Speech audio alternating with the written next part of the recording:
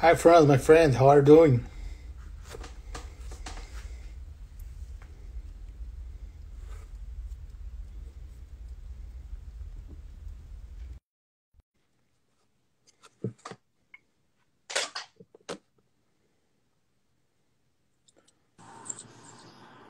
Fala, Ó, garoto. finalmente, hein, meu amigo? E aí, Dani, Até, tranquilo? até que enfim eu consegui fazer uma live com a Fenômeno. Pois é, rapaz, você tá mais fácil falar com você do que com o presidente, pô. E aí, tá tudo bem? Tranquilo? Como é que estão as coisas aí na Califórnia? Aqui, ó, entrando nesse verão, verão dos Estados Unidos, aguardando, aguardando o retorno da Liga, né? A gente está acompanhando aí essas últimas conversas aí da associação, Liga com toda, a gente espera o mais rápido possível e entrar no denominador comum e a gente voltar a nossa rotina de jogos, né, mesmo que seja com portões fechados, agora é importante, né, Daniel? Eu acho que é essencial, né, cara? Eu acho que é uma coisa. Cara, é mundial, não adianta, a gente tem que ver. Você acha que vai acontecer o torneio aqui de Orlando, da Flórida, ou como é que tá? Poxa, a gente tem acompanhado muito aí também, né, pela mídia, tem tido uma conversa, a gente sabe que dentro dos Estados Unidos, diferente dos outros países, os contratos dos jogadores, eles são todos via liga, via MLS, né, tirando obviamente, até os três jogadores acima do teto, né, os designated players, mas todos os atletas precisam, eles recebem uma parte do salário pela liga, então tem uma negociação, né, tinha feito um acordo com a novo acordo em fevereiro, antes da pandemia, então, obviamente, com a questão da pandemia aí, a gente sabe que todos os clubes, né, todas as ligas, aí, todas as instituições esportivas acabaram sendo afetadas e a liga, novamente, ela vem fazendo aí uma readequação dentro do que foi feito, mas a gente sabe que no final a gente espera que dê tudo certo, até porque é o momento também, né, Daniel, da liga voltar, ser a primeira liga profissional americana a voltar e aproveitar também, sendo a primeira liga, ocupar um espaço, né, Daniel, que um espaço que é do beisebol, que é do próprio futebol americano, do basquete, a gente sabendo com o crescimento do soccer aqui nos Estados Unidos, a liga voltando agora, ela vai ter como também, né, principalmente os jogos sendo transmitidos, né, você não tendo nenhum outro esporte de alto rendimento ainda, Vai sair na frente, né? vai sair na frente. É importantíssimo isso. Mas eu acho que eu torço para que isso aconteça rápido. Só uma breve apresentação para quem me conhece e não conhece. O Bruno é Chief Scout do San Jose Earthquakes. Você já está aqui há 3 anos, Bruno? 4? Na verdade, Daniel, falando rápido, eu sou nascido em Porto Velho, Rondônia, né, em 95, com 15 anos, foi minha primeira passagem no país, aqui nos Estados Unidos, tendo esse sonho de, obviamente, jogar e estudar, né, vim como estudante atleta na época, foram 5 anos aqui, fiz um período da minha faculdade, né, acabei retornando para o Brasil com 20 para 21 anos, em 2001, né, finalizei o curso de gestão no Rio de Janeiro e, obviamente, entrei na CBF, né, a importância do inglês, né, naquela época de falar inglês e espanhol me ajudaram muito nessa minha primeira passagem na CBF. Foram 6 anos ali como supervisor e administrador das seleções de base e auxiliando também já nessa parte de observação de atletas. Depois, né, acabei meu curso de pós-graduação em MBA em Gestão Esportiva pela FIFA e Fundação Getúlio Vargas. Assumi o departamento de base do Fluminense entre 2007 e 2010 como diretor da base. Fazia a função também de gerente de futebol, né? Na época o Branco era o executivo do Fluminense, né? Foram 4 anos ali bem bacanas, né? Onde a gente teve a oportunidade de ganhar a Copa do Brasil em 2007, final do Libertadores, campeão brasileiro, até acompanhando um pouco, né? Mandei a mensagem para o Chico, o preparador físico do Fred, vendo esse retorno do Fred, que eu tive o prazer de trabalhar, né? No ano de 2010 e aquela arrancada, né, o time de guerreiros em 2009, vendo essa causa nobre que o Fred está fazendo agora, indo de bicicleta de BH para o Rio. Então, acho muito bonito isso e muito bacana. Depois Figueirense em 2011, em 2012 voltei para a CBF, já específico para essa função de Chief Scout, né, das seleções de base, responsável pela observação de atletas para as seleções de base, também observava e fazia relatórios para a seleção principal, então foram 3 anos ali, entre 2012 e 2015, mas eu fiz essa primeira introdução para entender, eu sempre tive esse sonho e essa vontade de voltar para os Estados Unidos, né, que eu já tinha vivido no país e vendo o crescimento do futebol. Então, em 2016, final de 2015, o Ronaldo tinha uma participação na equipe aí de Fort Lauderdale, né, que era o Strikers, e junto com o Caio Zamardi, que era o treinador na época, me convidaram para ser o gerente de futebol. Acabei solicitando a minha saída da CBF, né, as pessoas não entenderam, pô, Bruno, vai embora, vai largar a seleção agora, mas eu já falar o idioma, né, Daniel, facilitou muito essa transição também. Eu já conhecia a cultura americana, já tinha jogado no país, então foi mas era importante esse meu retorno, principalmente numa liga secundária, na época era a segunda divisão, para mim entender como é que era o mecanismo e a dinâmica como gestor, né? Então isso me auxiliou muito no primeiro ano, em 2016, e facilitou a minha entrada na MLS, que é a maior liga de futebol do país, né, a Major League Soccer, né, no começo de 2017. Então, como diretor de scout, chief scout, responsável por todo o departamento de análise de mercado e de observação de atletas da equipe. Então, eu estou indo para a minha quarta temporada no clube e quinta temporada nos Estados Unidos desde o meu retorno. Eu acho que é legal você pontuar isso, porque as pessoas acham, é o que eu falo para todo mundo, as pessoas acham, caiu do céu, ele entrou lá e chegou no... E a gente sabe, quando você veio para cá, a gente até teve junto no CT do Atlético na época, Isso. e você estava abrindo mão da CBF, vindo para trabalhar numa liga que era uma incógnita, que a gente não sabia se ia continuar, se não ia, era um projeto que como os clubes aqui têm donos, era um projeto que podia mudar de dono ou acabar, como acabou a liga, né? E você se posicionou aqui de uma forma muito legal, e o que eu falo para todo mundo, que eu sempre comento nas lives, nos negócios, é que o entender o jeito do americano é muito importante. É muito importante. Ó, o Márcio Bittencourt. Abraço, Márcio. Você sabe que você mora no coração. É gente boa. Grande Bernardo também. Bernardão também está aqui. Bernardão foi um dos meus principais professores. Um fenômeno, grande amigo, há mais de 20 anos também. Estou esperando você estar aqui, amigo. Então, assim, eu acho que isso é importante até para as pessoas entenderem, né? A lógica da liga, né? Eu acho que, assim, é tudo muito diferente do que a gente está acostumado a viver de futebol no Brasil. O futebol em si é a mesma coisa. Se joga 90 minutos, tudo. Só que o que vem antes é muito complexo, né? E aí eu acho legal, a gente não vai conseguir falar de tudo, porque é muito mais assim. Tem muita coisa, por exemplo, na observação técnica, na proteção de mercado, no respeito de um clube ao outro. Se você botar o atleta na sua lista, nenhum outro clube mais pode pegar esse atleta, a não ser que você autorize ou que você troque, que eu brinco, o iMoney, né? Que você troque um dinheiro da liga. Então, assim, isso tudo é muito diferente para quem vive. Para quem vive. E aí, uma outra coisa que eu acho que é muito relevante aqui, né, Bruno, é a força que a Associação dos Atletas tem. Eu ia Cara, falar... é uma coisa que os caras, mas eu lá na Espanha reduziram o contrato em 20%, na França reduziram, não sei, os caras aqui estão brigando para reduzir 7,5%, 10%, 5%, não conseguem aprovar, não conseguem refazer e não conseguem mesmo. Os caras têm uma força, a Associação de Atletas aqui é uma coisa que é impressionante. Então, isso tudo é muito importante, eu acho, para as pessoas entenderem de MLS, né?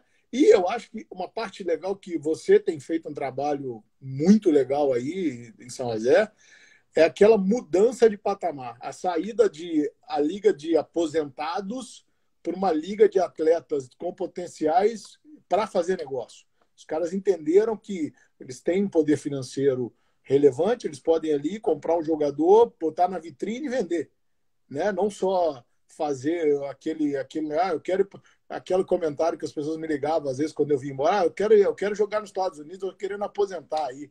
Falou, filho, agora acabou isso. Não tem isso mais. Então, assim, como é que é o.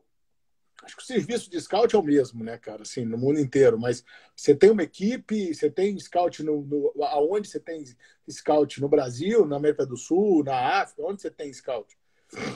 É bom a gente explicar um pouco, né, o Daniel, e deixar e mostrar realmente a importância dessa questão. A gente vendo agora a questão que você falou da associação e vendo o quanto o americano é unido dentro de princípios, né? Então isso mostra para a gente também que a desunião que a gente acaba vendo dentro dos clubes brasileiros e outros clubes, as questões políticas que a gente acaba vivenciando também de estado para estado. Os Estados Unidos, politicamente e geograficamente, ele é muito parecido com o Brasil, né? A gente tem quase mais de 50, a gente tem 50 estados com diferentes culturas. Então é importante também, né, na minha chegada no clube aqui, eu entender qual que é a cultura do meu clube, qual o perfil de jogador que eu estarei observando para o meu clube, qual a história do San Jose Earthquakes. O San Jose tem uma história, o Orlando City tem outra, o Atlanta tem outra. Então, é importante que o gestor, que o treinador, que as pessoas que trabalhem com futebol, eles entendam a primeira coisa que eles precisam fazer antes de ser contratado, de ir para uma entrevista de emprego, é aonde eu estou indo, para quem eu vou trabalhar. Então, e realmente isso é uma coisa que poucas pessoas fazem. Então, inclusive começando com o Marcelo Serrano, que é um amigo, irmão, grande treinador, que você já bateu um papo com ele. Ontem a gente estava conversando sobre isso. Então, dentro dos Estados Unidos, isso é muito importante. Então, quando eu vim para o clube, quando foram me contratar, eu conto uma história muito bacana, ô Daniel, porque entrando dentro disso, o diretor de futebol, executivo de futebol, obviamente, o meu nome chegou através de pessoas para ele, e ele me convidou, junto com o presidente do clube, para uma entrevista de emprego. E eu sempre tive essa visão, eu fui executivo no Brasil, trabalhando, eu sempre prezei muito pelo lado humano, que é a gestão de pessoas. Mas a gente no Brasil, a gente fica muito focado e bitolado na questão de trabalho, trabalho, trabalho. Então, quando eu cheguei para a reunião, Daniel, eu com o diretor de futebol e o presidente, eu levei meu laptop e abri meu laptop para mostrar realmente o trabalho que eu desenvolvia. O Jesse, que é italiano, suíço-italiano, presidente americano, o Jesse foi e fechou meu laptop. Ele bateu meu laptop. Eu falei, pô, com 10 segundos de conversa, eu falei, pronto, o que aconteceu? Ele falou tudo que a gente... E ali eu vi que eu estava vindo para o lugar certo, que condiz com meus princípios profissionais. Então ele falou, Bruno, eu não te trouxe aqui para saber do seu conhecimento técnico. Eu já te conheço e já conversei com várias pessoas sobre você.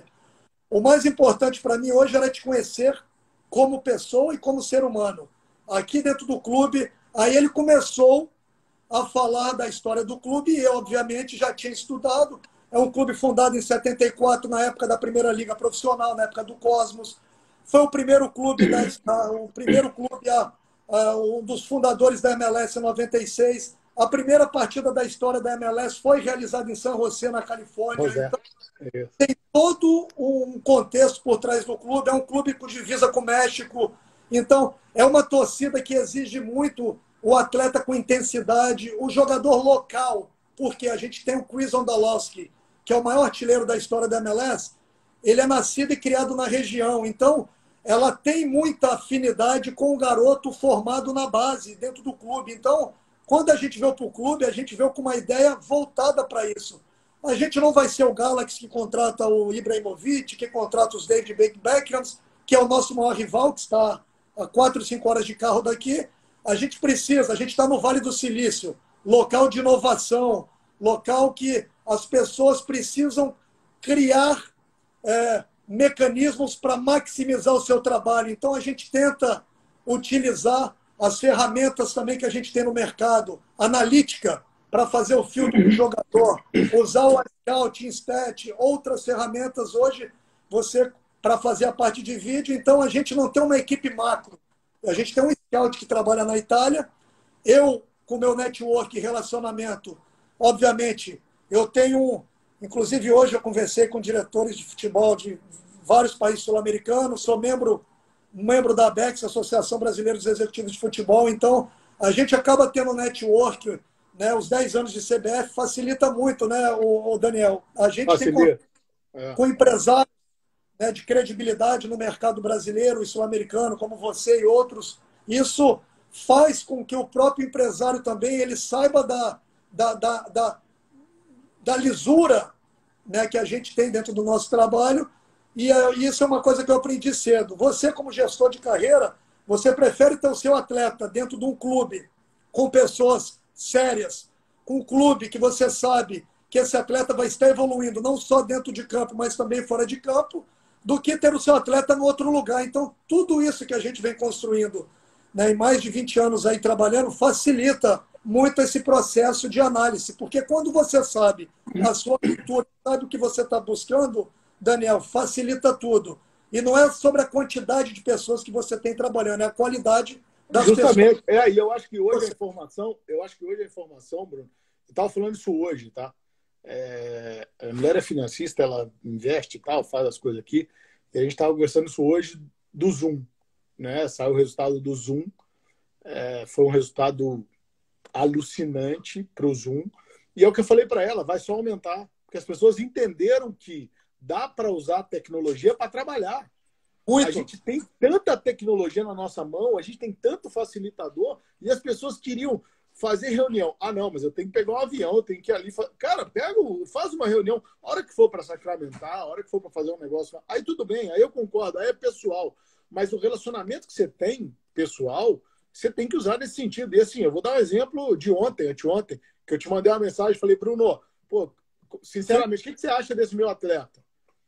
Aí você falou, Daniel, puta, é um atleta interessante, assim assado, tem perfil que pode vir para a liga, ou no time ou numa B.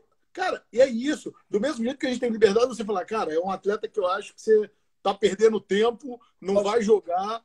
Então, assim, isso a gente conquista com o tempo, né? E aí a tecnologia ajuda. Hoje, você me pede um jogador, você fala, eu preciso de um meia, tô dando um exemplo. Cara, eu tenho hoje as pessoas que trabalham para mim, que eles vão filtrar não só os meus meias, ele tem. Eu tenho o iScout, eu tenho o Insta, vou te entregar e falar, Bruno, ó, isso aqui dá, isso aqui eu tenho acesso, eu consigo fazer um negócio. Eu não vou pegar no macro e falar, eu peguei um grego lá, não sei nem quem é. Mas, então, a gente tem que saber usar isso, e o relacionamento é muito importante, e o conhecimento, né? Saber o seguinte, não adianta eu te oferecer um jogador que vai custar 10 milhões de euros, porque o seu histórico de DP, você não tem nenhum DP que vai pagar 10 milhões de euros. E aí as pessoas não entendem. Igual você disse, no LA tem. Aqui no Orlando a gente tem o Nanimo que ganha bem. Você tem. Agora, em São José não tem esse histórico. Você não tem o histórico de falar, eu vou fazer. Não, então você vai fazer dentro da realidade do São José, pensando num projeto. E aí, que é o que eu falo, que aí você vai falar agora, a diferença que aqui nos Estados Unidos você consegue ter plano de carreira. E aí, só um comentário para você entender que é legal. Os caras escreveram agora aqui, perguntaram o que eu achei que o Dínamo de Araxá conseguiu o certificado de formador. Cara, eu sou um defensor incondicional do clube empresa. Eu acho que o clube tem que ser empresa. Ele tem que ser tratado como empresa. Ele tem que ser tratado como empresa. Isso é fácil. Bati resultado, eu bati o resultado, eu ganho bônus. É igual uma empresa. Só que é o que eu falo. No Brasil hoje, você mudar de associação para empresa não é uma coisa da noite para o dia, até porque você tem vários atenuantes. Então, os clubes que eu falo, por exemplo, o Dínamo saiu na frente agora, pegou o certificado formador, é um clube que tem sub-15 e sub-17 só. Do sub-17 ele encaixa os atletas para jogar. Cara, eu acho sensacional, é ativo. Né? No Brasil é um ativo valiosíssimo. Você tem um jogador hoje num clube de nível A, com uma condição onde você tem direitos econômicos que você pode ter para ser clube formador. Então, isso é fantástico. E aqui nos Estados Unidos, esse mercado é um mercado ainda que não existe, porque dentro da liga você não tem transferências e tal, as pessoas não entendem. Você tem as transferências dos caps, dos negócios, mas você não tem compra e venda igual tem na liga inglesa e tal. Mas o que eu acho que a importância do trabalho a longo prazo. Quer dizer, é o que eu falo para todo mundo. O Bruno só sai do São José se ele quiser, e se ele quiser, ele vai trabalhar nos Estados Unidos até ele aposentar. porque eles vão rodando entre eles. Os clubes vão... O treinador que estava no Dallas hoje está no Orlando, amanhã ele está no Portland, o cara que era GM do Vancouver vai ser GM em outro lugar. E por quê? Porque conhece a liga, sabe que tem perfil de trabalho. Ah, tem cobrança? Claro que tem cobrança. Se você não fizer um bom trabalho, você tem problema. Mas fazendo um bom trabalho aqui, você tem condição de planejar. É o que acho que você fez aí com o setor, que eu acompanhei acho que desde o início. É uma coisa que você fez com muita propriedade. Você conseguiu estruturar a parte dentro da estrutura do... Você fez tudo para o São José.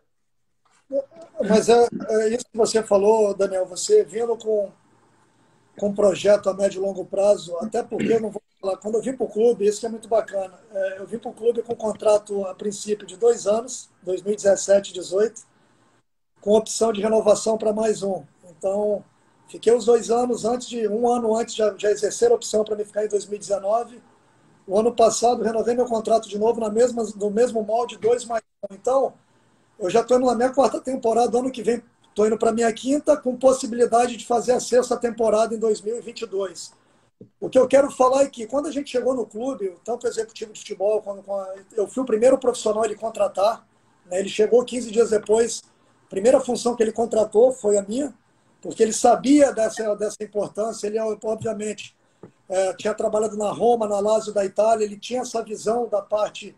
E ele juntou o que? Uma pessoa que tinha experiência do mercado brasileiro e internacional com conhecimento do mercado americano. Então, acabou facilitando também essa nossa interação. E ele teve atletas na Roma e na Lazio que tinham trabalhado comigo nas seleções de base, Alisson, Gerson, Felipe Anderson e outros. Então, acabou encaixando tudo isso. Então, a gente veio sabendo da história do clube e com planejamento, falando, ó, até 3 anos a gente precisa fazer isso. O clube, quando a gente chegou, só tinha um atleta da base na equipe profissional. A gente falou, Bruno, você use a sua experiência, você obviamente vai estar voltado para fazer a análise de mercado dos atletas da primeira equipe e da segunda, mas eu preciso que usar você para faça uma análise de mercado da nossa região, com perfil de jogadores de base que a gente tem na região e como a gente pode selecionar e trazer os melhores perfis para nossas categorias de base. Então, ele contratou um diretor de metodologia. O porquê? A parte metodológica, Daniel, ela precisa e tem que andar junto com a parte de observação de scout.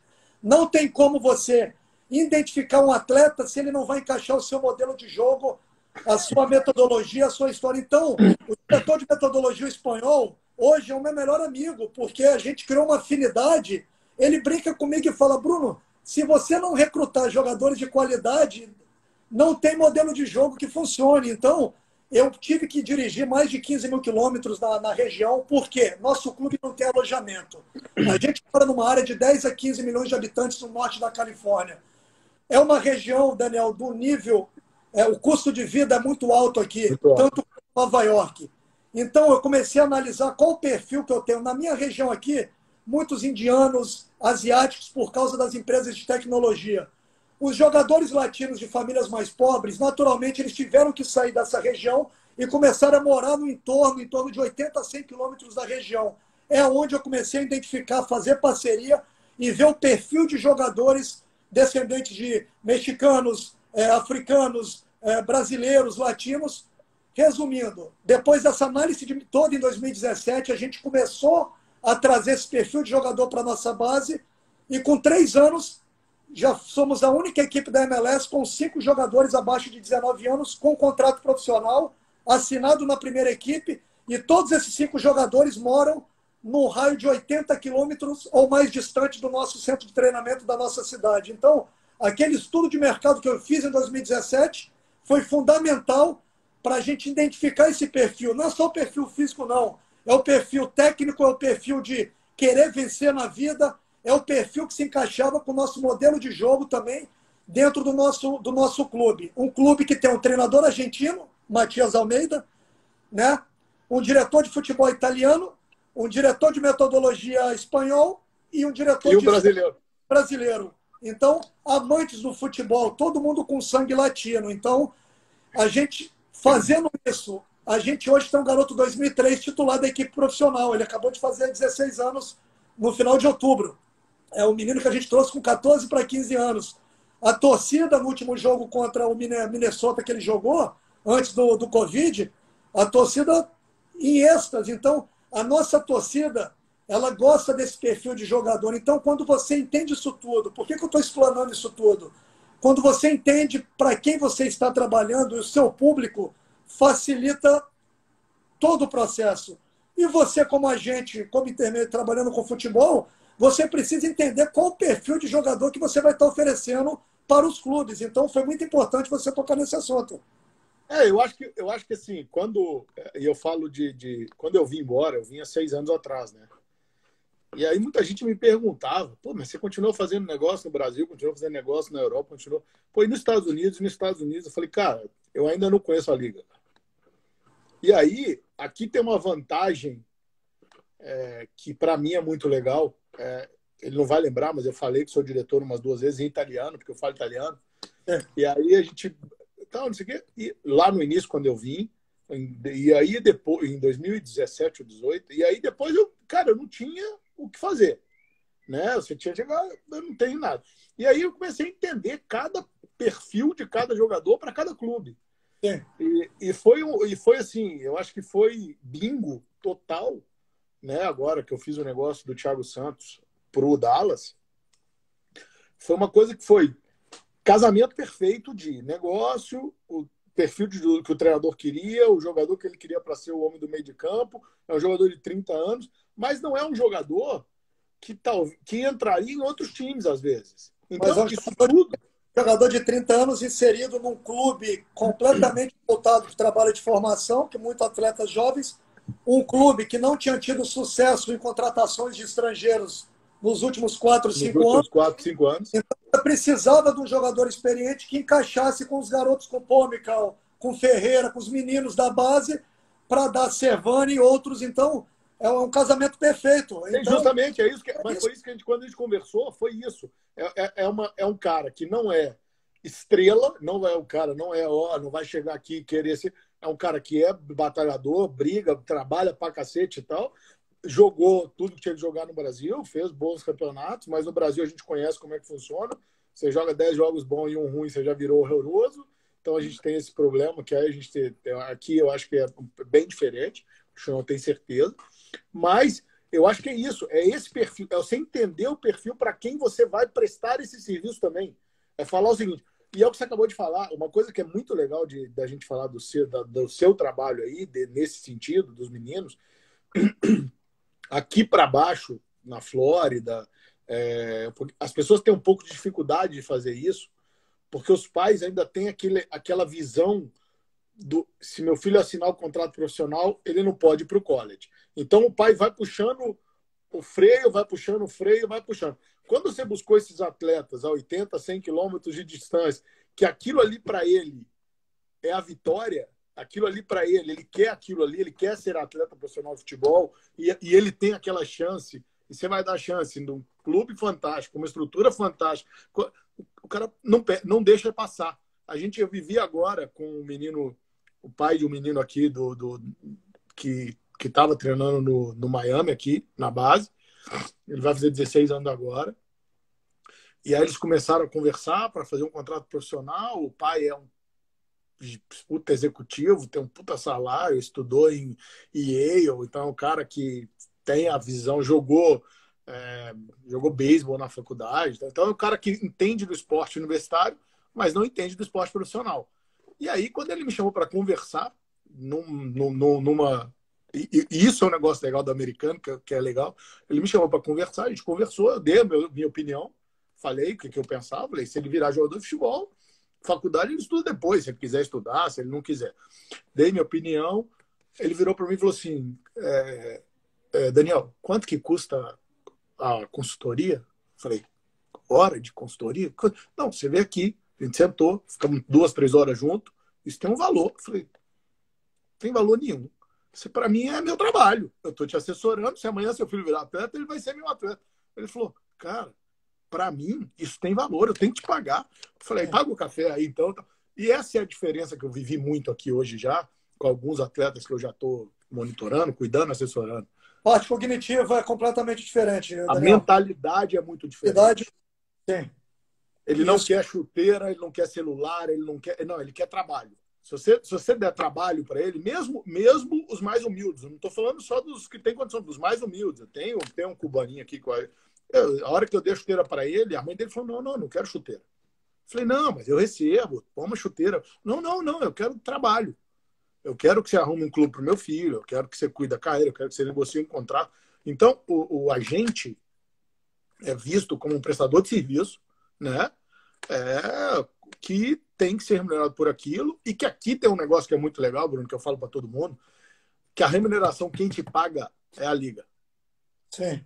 Ela comunica o atleta que ela está te pagando, está dentro do pacote do atleta, mas não tem aquele negócio do dinheiro cair na conta do atleta, para o atleta te devolver. Só pode ter, na verdade, um intermediário envolvido em qualquer negociação. Intermediário envolvido em qualquer negociação. Mostra, os contratos são todos abertos, o salário dos jogadores, então mostra uma transparência, né, o Daniel, que a gente sempre prezou muito com relação a isso. Então, a gente sabe das dificuldades, a gente sabe, como em todos os lugares, mas os conceitos, os princípios, né, profissionais, eles são o que deveria ser em todo lugar, né, Daniel? Deveria ser no Brasil, deveria ser em outros lugares. Uma coisa aberta, uma coisa onde o atleta também saiba do que aconteceu, o que ele está ganhando, o que o meu empresário ganhou, quanto foi a minha negociação. Então, a Liga tendo a ascendência sobre essas informações, né, ela acaba ficando um livro muito aberto. Então, isso também, até para você contratar um jogador, facilita muito, porque os contratos aqui nos Estados Unidos, na MLS, eles são pagos quinzenalmente. Então, obviamente, você pega o salário, divide por 12, que vai dar o salário anual, divide por 12, que é o salário mensal, e esse salário por 12, o mensal você divide por 2, que vai ser a cada 15 dias, geralmente dia 15, dia 30, a Liga faz o pagamento. E o atleta não tem uma preocupação com o salário, com nada. Então, essas negociações que eles estão fazendo agora, isso que eles estão procurando, são já situações futuras, obviamente. Como toda empresa, a Liga ela tinha um planejamento de ganho Y até 2024, 2025. Esse planejamento, assim como qualquer empresa, ele foi alterado devido ao coronavírus, ao Covid-19.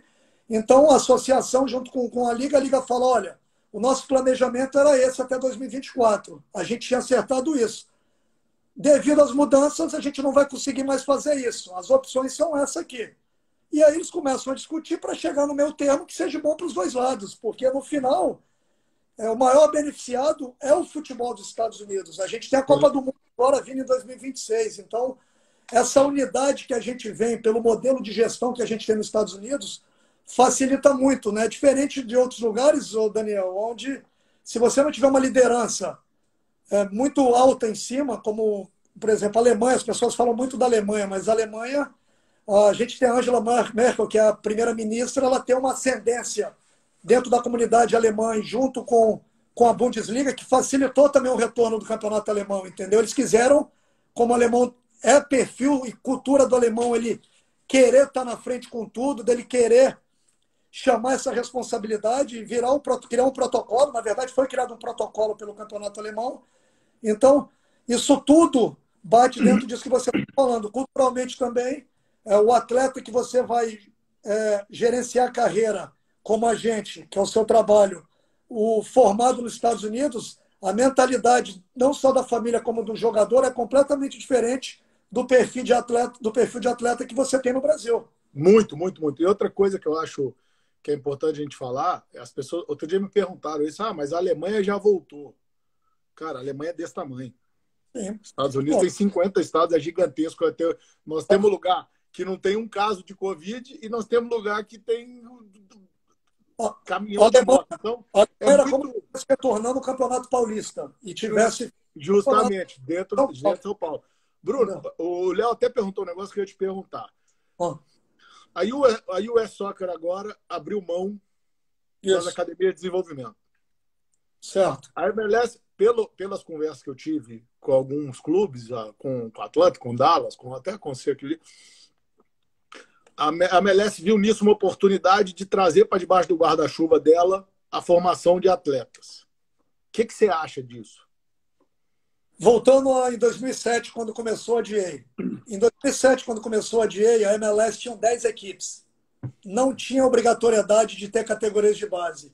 De 2007 a 2020, até 2022, que vão ser em 2 anos, a MLS vai ter pulado de 10 para 30 equipes.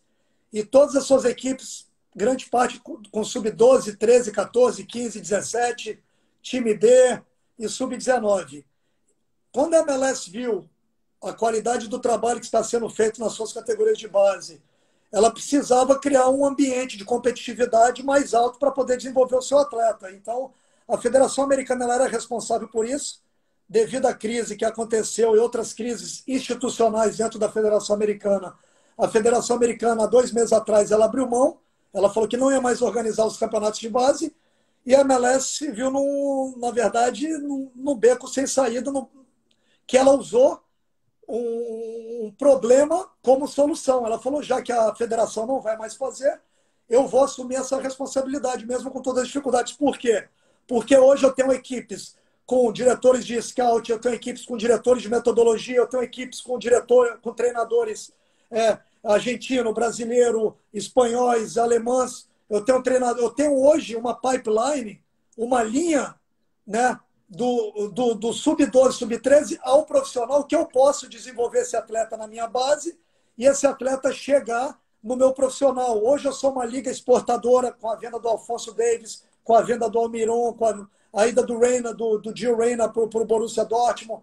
Jogadores, vários jogadores também, o próprio FC Dallas tem uma parceria com o Bayern de Munique. Então, a liga ela começou a ver isso, vendo a qualidade do atleta que estava sendo desenvolvido aqui, ela trouxe essa responsabilidade para ela. A gente sabe que é um ano completamente turbulento, essas renegociações que a gente está vendo. Então, eu acredito que o primeiro e o segundo ano vão ser 2 anos mais para a Liga continuar no caminho que ela já vinha tendo. Ela tem a ideia de fazer um segundo time. Esse segundo time pode ser um sub-21, sub-23, então algo que esteja entre o sub-17 e a universidade. Por quê? O jogador de 17, 18 anos acima da média, ele vai assinar o contrato profissional e já vai ser inserido na equipe profissional. Muitos desses jogadores eles estão no processo final de lapidação de formação. Esses atletas, é difícil para o garoto já chegar e jogar o nível da MLS ele vem aumentando muito. A gente pega hoje... Muito. Hoje você pega um time da MLS... O Lyon vinha liderando o campeonato mexicano, o LAFC pegou o Lyon dentro de casa, meteu 3-0, atropelou o Lyon do México. Então, já tem uma equivalência hoje de modelo de jogo, de qualidade de jogo entre a liga. Então, você precisa saber lançar esse jogador novo. Como o garoto de 17, 18 anos aqui, as pessoas devem estar perguntando por que não sub-20? O garoto de 18, 19 anos, ele já está na faculdade. Ou ele está na faculdade, ou ele está no time B ou no time profissional seu. Então, a MLS ela tem essa ideia de no futuro próximo, né, criar esse time B também, que já tem um time B, mas o time B pode ser uma parceria para jogar a segunda divisão com a USL, pode ser um time B que joga a terceira divisão, que é nível um pouco mais baixo. Então, a MLS ela quer os 20 aos 30 clubes, né, hoje são 26, todo mundo na mesma pirâmide, jogando as equipes da MLS do sub-13 ao profissional, todo mundo contra todo mundo. Isso vai melhorar também e oportunizar que atletas jovens internacionais também, né, seja do Brasil, lembrando, pessoal, que o atleta jovem que a gente fala é o atleta a partir de 18 anos. 18 anos, A partir de 18. Eu recebo muita mensagem, professor seu Bruno, eu tenho 14 anos, 15 anos. Se não for cidadão americano, se não tiver green card, ou se os pais não estiverem trabalhando nos Estados Unidos com visto de trabalho, a situação não tem como. Então, tem todo um processo então por trás disso. Então, esse é o caminho, e eu tenho certeza que esse modelo da MLS vai ser um modelo que a gente torce, né, o Daniel, que seja bem sucedido, que vai ser bom para todo mundo, né? Não, eu torço muito, eu tenho a mesma visão que eu acho que eles vão pedalar aí 1, 2 anos na subida para entender. Eu falo que o americano quando pega a coisa para fazer, ele não faz nada meia boca. Então você vai aí, seu CT é gigantesco, você vai no CT do Dallas é gigantesco, você vai no Atlanta é gigantesco. Então os caras não tem ninguém que tem uma estruturazinha, não existe, não tem, até porque para o cara entrar na liga, ele primeiro tem que fazer a estrutura para depois entrar. Então, estádio próprio, né, Daniel? Estádio próprio. Clubes tendo estádio aqui nos Estados Unidos, na MLS, eu acredito que 1 ou 2 clubes, somente o New York, joga no estádio do Yankees, todo mundo, mesmo sendo um estádio americano, é porque o dono do Atlanta é o dono do Falcons, o dono do Revolution é o dono do Patriots, então o do Seattle é o dono, então, mas são estádios próprios, ele tem donos de estádios, então facilita muito também isso. E a formação, e eu acho que essa parte aí, eu fui num evento uma vez e a gente estava falando de NCAA, sabe? E aí tava um dos diretores da NCAA e eu fiz um comentário para ele que outro dia até ele mandou uma mensagem e falou, cara, você sabe que até hoje eu não tirei esse comentário da minha cabeça. Eu falei para ele o seguinte, eu acho que a NCAA tem que criar uma forma de proteger a universidade do atleta profissional de futebol e tem que criar uma forma de proteger o clube de futebol profissional. Porque o modelo americano de esporte vai funcionar sempre para o futebol americano e para o basquete e para o beisebol, porque só tem aqui. Tem aqui e não tem base, só o futebol. Não tem base. A base é o high school, a base é você paga para o seu filho treinar. O modelo para o soccer, para o soccer, para o futebol, para o nosso futebol, não vai funcionar nunca. Porque a hora que você tiver um atleta fenomenal aí, tirando alguns lugares que eles já entenderam isso, você vai sempre bater na trave daquela dúvida dele, mas eu vou para a faculdade ou eu vou para negócio? E aí as pessoas não entendem, às vezes, o que eu falo para eles, uma faculdade de D1, que é a divisão 1 da NCAA, de nível top, ela custa entre 60 e 100 mil dólares por ano. Se o cara tem uma bolsa de 60 mil dólares por ano, em 5 anos, ele economizou 300 mil dólares para a família dele. E que as famílias começam a juntar dinheiro aqui quando o menino nasce para pagar a faculdade. Porque a escola é pública, mas a faculdade, mesmo as públicas, são pagas. Aí tem sistema de bolsa. Então, eu acho que quando eles entenderem, e eu acho que quando caiu agora na mão da MLS, vocês ganham força para sentar com a NCAA e criar um contrato pré-profissional, uma federação, alguma coisa para você perder. Porque assim, eu vou te dar um exemplo. Aqui na Flórida, eu te conto 10 moleques que eram destaques, que eram proteção do Orlando, hoje do Miami, e estão hoje na Itália, estão na França, estão na Holanda.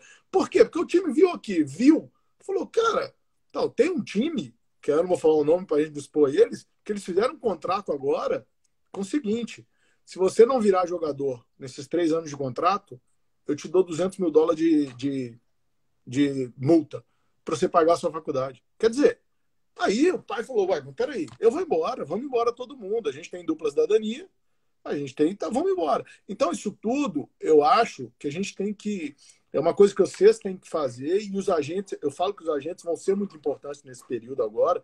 Os Estados Unidos não é um lugar de muitos agentes, mas tem big players no mercado que são agências muito grandes e que e eu acho que vai ser um negócio legal justamente para proteger isso. Por quê? Porque você forma, é o que você acabou de falar, você procura jogador nos arredores, mas você deixa, às vezes, de ter um jogador que ele podia jogar, mas ele não quer jogar naquele momento porque ele tem... E a preparação? E aí eu tenho um outro lado que eu acho que, para mim, é muito obscuro, não, é muito ruim, eu acho, assim. A season, né, a temporada de futebol na faculdade é muito pequena, cara. Então você não prepara o cara. Você pega o cara que você põe no draft e que você pega do draft.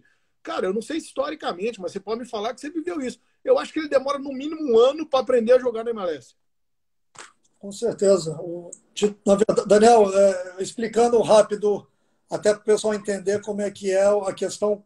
Os atletas formados na base, que chama de homegrown players, a liga, na hora que a gente faz uma proposta para esse jogador, Daniel, esse atleta formado na sua base tem um valor financeiro para esse atleta fazer a faculdade e terminar depois. Então, quando você assina um contrato profissional, você perde o direito de ganhar uma bolsa na universidade, mas a liga, culturalmente, conhecendo os pais americanos, né, Faz isso. ela criou isso. Então, ele tem um salário mínimo de pelo menos US$ 65 mil por ano, que são em torno de 5, 6 mil dólares, e ainda existe um valor, né, um valor que esse atleta, se ele machucar, se ele tiver alguma lesão, se alguma coisa acontecer, ele tem esse valor guardado para ele pagar uma faculdade depois, ele poder terminar. Então, você consegue andar com a questão educacional e também com a questão técnica e profissional para desenvolvimento do jogador.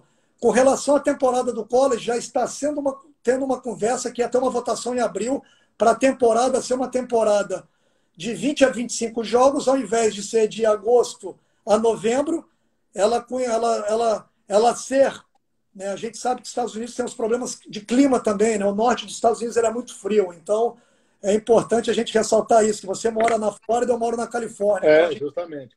a gente não tem esse problema do clima. Então, a liga, todos esses problemas você acaba encontrando porque culturalmente o futebol não era um esporte culturalmente americano.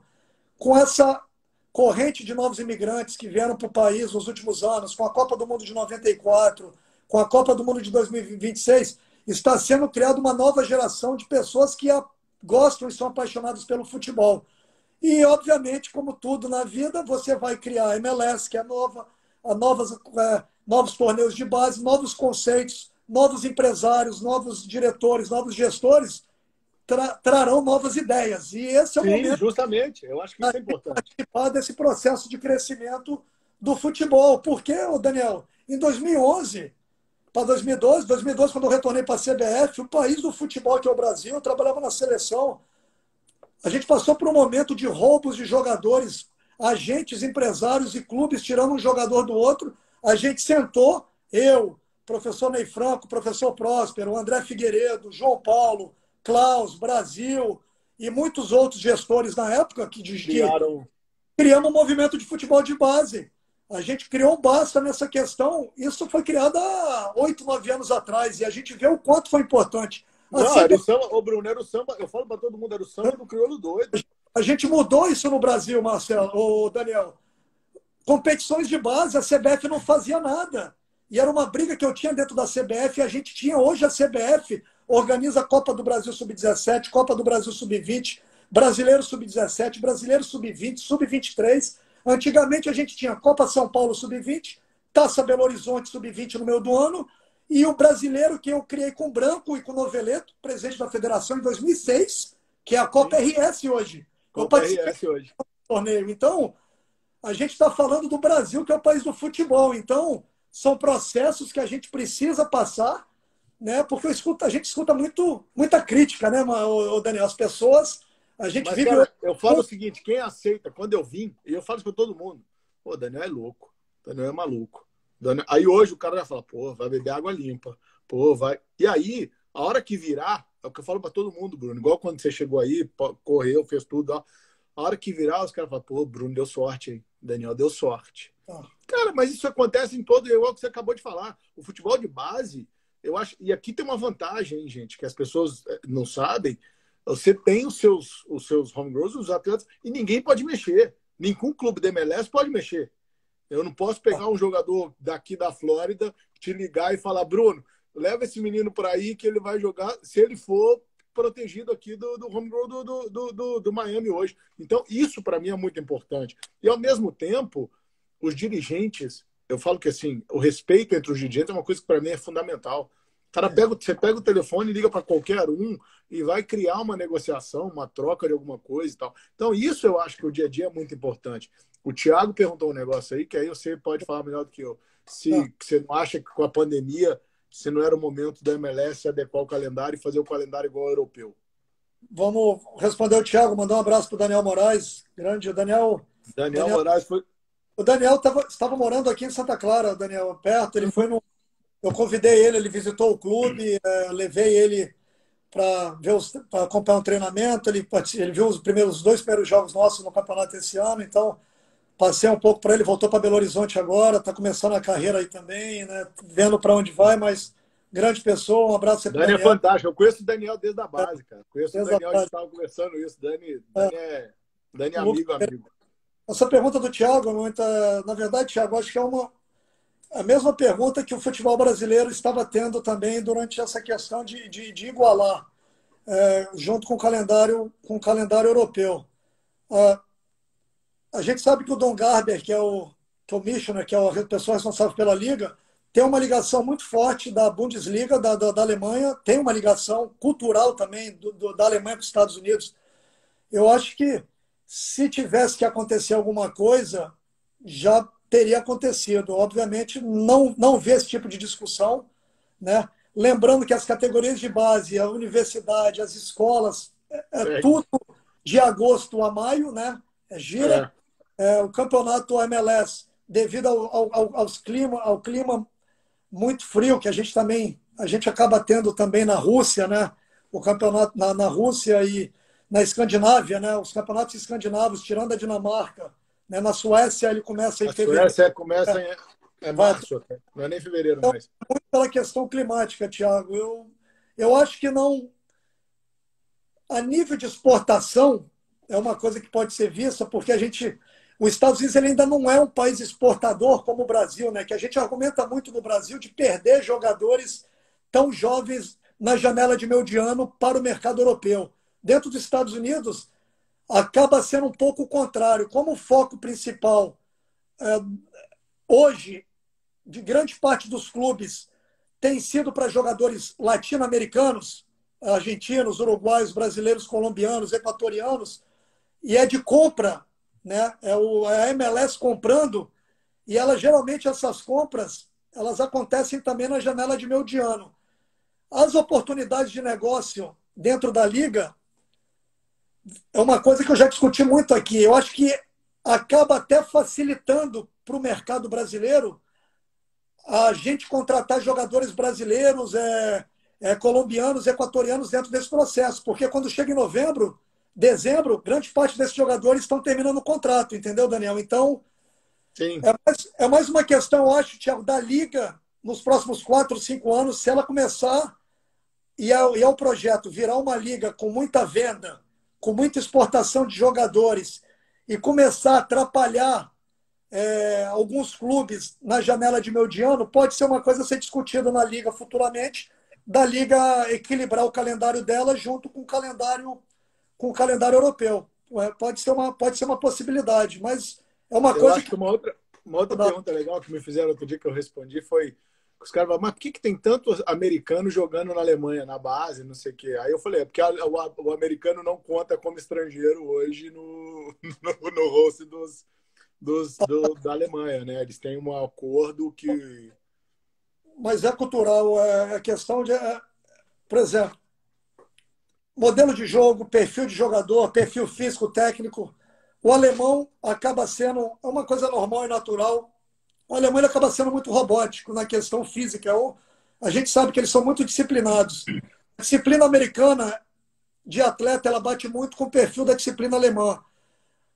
Existe muitos jogadores com dupla cidadania dentro dos Estados Unidos com pais espanhóis, italianos. Então, Muito. atletas com 16 anos, esses atletas podem ir para a Europa. O risco que os clubes da MLS correm, o por isso dos clubes da MLS estarem assinando contratos com atletas de 14, 15 anos, é para não correr esse risco de perder esse jogador tão jovem, Daniel. Por quê? Nos Estados Unidos, a gente não tem o certificado de clube formador, que seja, e a gente não pode assinar o contrato de formação com 14 anos, como a gente fez no Brasil, e no Brasil a gente vai mudar para 12.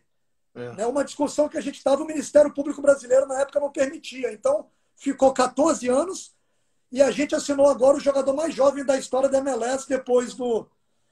o segundo jogador mais jovem da história da MLS, depois do Fred Adu, que é o Emmanuel Ochoa, um goleiro 2005, que a gente observei esse goleiro há 2 anos jogando para o Breakers, que é uma academia de futebol aqui em Santa Cruz, 1 hora daqui. A gente trouxe ele por quê? Porque ele é mexicano-americano, um potencial tremendo, e equipes mexicanas já estavam começando a aliciar o garoto. Então, quando a gente já tinha a gente teve que acelerar esse processo com esse jogador. Então, são várias situações que que corroboram para que vários jogadores, principalmente de base, vão para a Alemanha. Sim, sim. Não, e é isso que eu estou dizendo. Então, assim, eu acho que o perfil é muito parecido, né? Eu acho que, assim, é cultural. Eu acho que a gente não tem outro negócio. O que eu falo para todo mundo, Bruno, assim, a gente vai chegando. Eu falo que o que é bom passa rápido, né? Mas eu falo para todo mundo o seguinte: eu acho que os Estados Unidos hoje é um mercado. Quando eu mudei para cá, eu não conseguia ver um jogo da MLS inteiro, cara. Não conseguia mesmo. Eu É mudava de difícil. canal, eu ia. Tal. Então, são 6 anos de evolução, né? Cara, hoje, um jogo da MLS é um jogo muito legal de se ver. Claro que tem jogo ruim, tem, mas tem jogo. Do mesmo jeito que tem jogo ruim no Brasil. Você vê jogo ruim no Brasil. Mas o que eu falo, mas a maioria dos jogos são jogos competitivos, são jogos gostosos de ver, são jogos. E aí o que eu falo, essa evolução se dá por quê? Por isso tudo, pelo trabalho, pela base do trabalho, pelo que vocês têm feito, pelo que todos os dirigentes têm feito. Então, muita gente me pergunta, e aí eu vou te dar essa bolinha nesses últimos 4 minutos e você fala. Os caras falam, pô, mas meu sonho é trabalhar nos Estados Unidos, no futebol. Eu falo, cara, se for a gente, eu te falo como é que você faz. Tira o bumbum daí, vem aqui, faz um visto busca um visto, ou busca uma faculdade e faz um mestrado, ou busca um green card, ou busca alguma coisa, e vai para dentro do mercado. Se for em clube, primeiro, você tem que conhecer a MLS. Se você não conhecer a MLS, eu acho que não dá nem para vir conversar. É o que eu falo. Se você não souber onde você vai conversar, não tem. Então, use esses 3 minutinhos aí para essa galera que está pensando nisso e para a gente poder encerrar. Primeiro, parabéns pela iniciativa que você vem tendo desde o começo, Daniel, junto com o Thiago. Eu tive o prazer de conhecer o Thiago mais a fundo. A gente já tem uma amizade, pessoas em comum, amigos em comum. Você também está há bastante tempo no futebol. Começamos muito jovem, né, Daniel? Eu estou Muito. quase 20 anos, né, já de carreira, então a gente teve benefício, eu agradeço, né? A gente teve essa força de vontade de correr atrás dos nossos objetivos, como você disse. Já são 25 anos que eu saí de Rondônia, da minha terra natal, de Porto Velho, atrás de um sonho. Você fez o mesmo com a sua família, eu fiz o mesmo com a minha esposa, né? Quando a gente recebeu a oportunidade, eu recebi a oportunidade de vir. Então, se qualificar, Daniel, se preparar, estudar, né? Se preparar e, acima de tudo, ser uma pessoa de bem, né? A gente está indo para um mundo onde a gestão de pessoas, a questão da formação de caráter, ela é primordial dentro de qualquer profissão, de qualquer empresa. Eu hoje, quando vou contratar uma pessoa, quando eu participo no processo de seleção, eu vou ver a questão de índole, a questão como essa pessoa se relaciona com os outros. Então, quando a gente contrata um jogador, com certeza tem vários de seus atletas aí acompanhando, não adianta ser o melhor dentro de campo. Tem que ser o melhor, acima de tudo, fora de campo. E, obviamente, você sendo uma melhor pessoa, você vai ser um melhor atleta. Isso é uma coisa que eu prezo muito dentro do tempo de seleções de base, né? E quase, como eu disse aí, 20 anos trabalhando em alto nível. E eu tenho uma paixão muito grande pela formação, que eu acho que a gente não está só formando atletas, a gente está formando seres A gente humanos. forma a gente. E a única. E a gente só vai ter um mundo melhor com essa loucura toda que a gente está vendo hoje em dia acontecendo no mundo, se a gente tiver pessoas e adolescentes, jovens educados. Você com seus filhos, eu com os meus no futuro e, obviamente, todo mundo que está escutando a gente. Então, se tem um sonho, corra atrás do seu sonho, mas saiba que não é fácil. A gente não tem como ter tudo. Quantos aniversários eu passei longe do meu pai e da minha mãe? Quantas celebrações eu passei longe? Aniversário de 40 anos agora, dia 12 de junho. Eu tinha programado ir com a minha esposa para o Brasil desde janeiro, comprei passagem para estar do lado dos meus pais. Não vou poder ir devido à pandemia e tudo. Então, a gente precisa abdicar de certas coisas também, né? Se o olho não brilhar, não faz, Bruno. É o que eu falo para todo mundo. Irmão, obrigado. Quem quiser me adicionar aí, fica à vontade. Tamo junto. Quem segue o Bruno, pode seguir o Bruno, me segue, tamo junto, conta comigo e já eu consigo colocar um jogador aí em São José. Vamos embora. Beijão pro Gerson aí que está acompanhando a gente aí de Salvador, grande amigo, irmão. Abraço. Valeu, Dani. Abraço, irmão. Tchau, tchau.